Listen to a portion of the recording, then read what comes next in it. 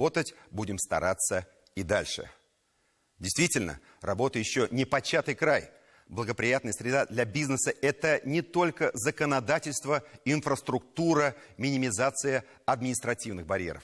Это еще и комфортная среда обитания. Это привлекательные, удобные дома, улицы, парки, культурные и спортивные сооружения.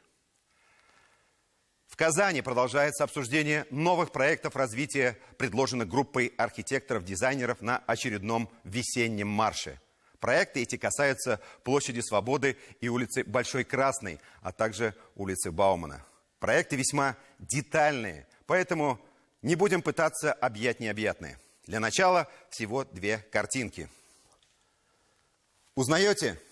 Конечно, узнаете. Театр оперы и балета, то есть площадь Свободы. Заметили, что чего-то не хватает?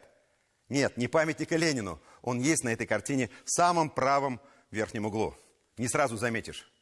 Не хватает главного – машин. Проезжей части не хватает. Нет также и уродливой парковки прямо на площади. А вот еще одна картинка. Не трудитесь, вы вряд ли узнаете это место. Это обычный двор на улице Баумана. На самом деле сейчас он выглядит вот так вот. Это тоже не окончательное решение. Это лишь подсказка, предмет для разговора, вариант того, как можно оживить мертвую, казалось бы, территорию. Вот таких дворов на Баумана огромное количество. А сколько подвалов? Застывший во времени город, занятый лишь решением своих коммунальных проблем, останавливается в развитии.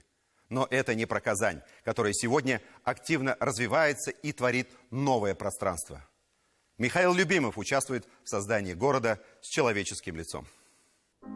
Мы никогда не будем жить в идеальном, процветающем и справедливом государстве. Но без стрелки, указывающей в направлении идеала, нам трудно будет ориентироваться в мире. Льюис Мамфорд, историк городов и утопий. Печальная мудрость. Мы страдаем от недостатка фантазии и подавляем ее в других. Нам кажется, какими мы видим вещи сегодня, такими они будут и в будущем. Но архитекторы, урбанисты – это люди, не признающие рамок. Это творческие люди. Творческих людей подчас просто заносит. Нам удобно думать именно так. Если мы что-то не поняли, значит какая-то чушь перед нами. Вот и на этот раз концепция развития площади Свободы в Казани оказалась настолько революционной, что жители города лишь покрутили пальцем у виска и напомнили архитекторам, что за некоторые рамки хорошо бы все-таки не заходить. Однако нам пора запасаться зонтиками. Тучи сгустились над площадью Свободы. И те, кому сверху видно все, а это и архитекторы, и урбанисты, уже давно предвидели это. Они знали, что этот шторм когда-нибудь разразится. И он может коренным образом изменить тот пейзаж, который вы видите сейчас перед собой. Ничто в природе нельзя назвать статичным. И архитекторы об этом прекрасно знают.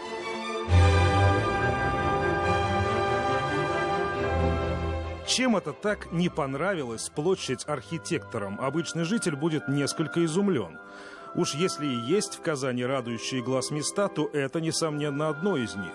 На самом деле мы видим здесь недоразвитую территорию, которую мы привыкли вот так использовать, как транзитную зону. Цветочки да кустарники, конечно, радуют глаз, но все это косметика. Мы ожидали максимум долгожданного избавления площади от парковки, полагая, что городские художники поостерегутся пойти дальше и предложить то, что надо было давно предложить. Нет парковки и нет проезжей части. Во всяком случае, перед театром. Вот то, что мы с вами на самом деле не имеем единого пространства, это проблема. То, что мы с вами не можем пройти, не поткнувшись, это проблема. То, что у нас с вами там откуда-то берется парковка, это проблема. Вот то, что люди, выходя из театра, не могут получить какую-то среду, потому что вообще площадь перед театром – это важное городское место и важное место для существенной части жителей города. Это тоже факт. Вот на эти вопросы, точнее, вот эти проблемы, они безусловны. Как их решать? Решать можно действительно вот так, как уже давно борются с этими неудобствами в мире. Копенгаген, центральная площадь, перекрыта для движения под шквальным огнем критики, которая тут же угасла, как только стали видны преимущества.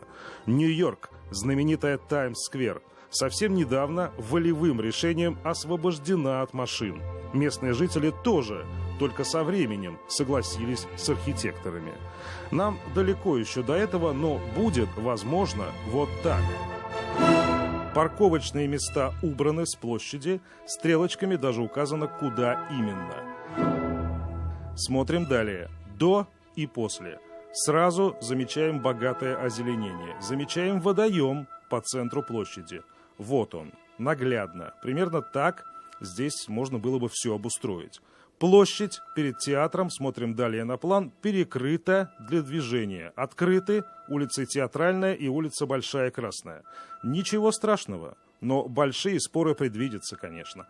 А в них-то и смысл. Мы ведь не предлагаем конкретный проект на самом деле. Мы учим думать наших коллег, мы учимся формулировать проблему и задавать вопросы. Все гениальное просто, особенно когда не нужно начинать от Адама. Не нужно этого было делать и на, казалось бы, самой презентабельной улице города, улице Баумана. Но в музыке этой улицы по-прежнему слышится скорее адажио, чем аллегро.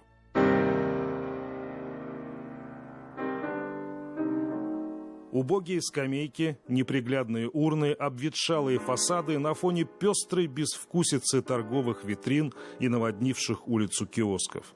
Всего этого, как видите, уже нет. Вот в таком видении этого пространства. Но улица Баумана – это не один лишь променад, вдоль которого снуют туристы. Это богатый внутренний мир. И вот, каким его видят теперь. То, что мы сейчас с вами здесь видим, это какое-то кладбище. Это вообще кладбище надежд, кладбище машин, вот как мы видим. Да, людей здесь практически нет, тут какой-то просто металлолом. Задача оживить, наверное, да, это место? Да. Задача оживить не только это место, но и вдохнуть жизнь на улицу Баумана. Очень многие хотят вести свой бизнес, как рекламные конструкции, как сезонная торговля. Улица Баумана этого просто не может вместить. Плюс еще летние кафе появляются, просто людям негде ходить. На улице Баумана 20 объектов культурного наследия. Бауманские дворики, тоскующие по хозяйской руке, это просто кладезь впечатлений. Это огромные территории пошире самой улицы Баумана, населенные пока определенного сорта людьми, живущими в этих развалинах по необходимости.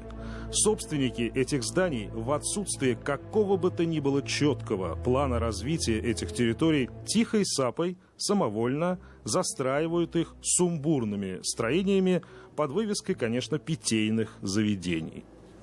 Провода везде, вот фронтон тоже видно, что это историческое. Здесь то ли конюшня, то ли что-то подобное было. То есть очень много визуального мусора. В первую очередь надо работать именно с этим. То есть нужно убрать сначала все лишнее, очистить все, потому что большинство фронтонов, как вот закрывают, да, веранда очень огромная. Если мы не отойдем, просто издалека не посмотрим, мы не увидим красоту этого фасада. Есть в этой стене свои прелести, свои особенности, своя атмосфера. Да, эта стена мне сразу навеяла идею о кинотеатре. Кинотеатры под открытым небом. Насколько я знаю, в городе Казани еще нет ни одного такого кинотеатра. Мы можем открыть всю эту площадку и использовать ее не для машин, а для людей. Мы можем сделать, уже имея какую-то проходную зону, выход на Островского, на Баумана. Вот конкретный пример. Было, стало. Вот так могут выглядеть эти территории, приложимо к ним хоть каплю воображения.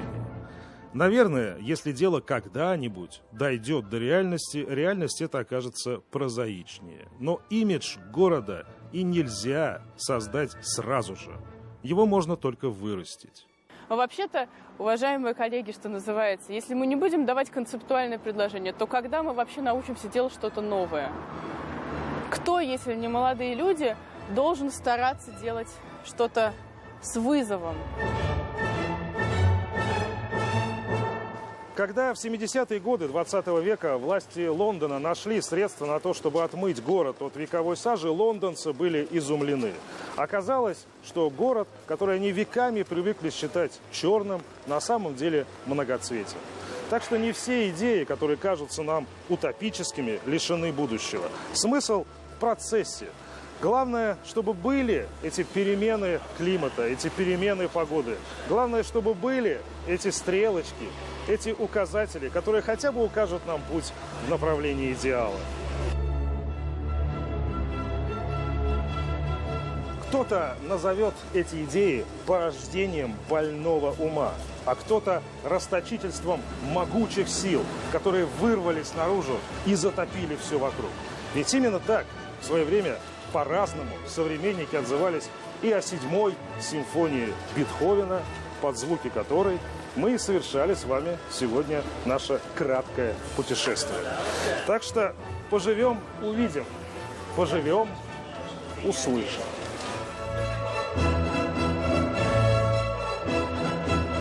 Михаил Любимов и Андрей Мохов. 7 дней. Надо сразу подчеркнуть, сегодня все эти проекты – это вовсе не бесплодные мечты. Это скорее конкретные планы, которые совсем скоро воплотятся в жизнь, как говорится, в камне и металле. Это заслуга и мэрии, и руководства республики, что у нас теперь есть возможность заняться общественными пространствами. Ведь когда у вас крыши текут, полгорода трущобы, дороги как после бомбежки, ясно, что мысли у вас будут не о том, как обустроить пешеходные зоны, дворы, парки и скверы. Сейчас Казань вышла на другой, качественно новый уровень развития. Но для этого сначала нужно было реализовать программу ликвидации ветхого жилья, потом подготовиться к тысячелетию Казани, провести всемирную летнюю универсиаду, чемпионат мира по водным видам спорта и так далее. Каждое новое событие такого уровня позволяет Казани подниматься на более высокую ступень своего развития. И вот мы уже готовимся провести Кубок Конфедерации и чемпионат мира по футболу. На мой взгляд, мы даже до конца не осознаем значимость этих событий.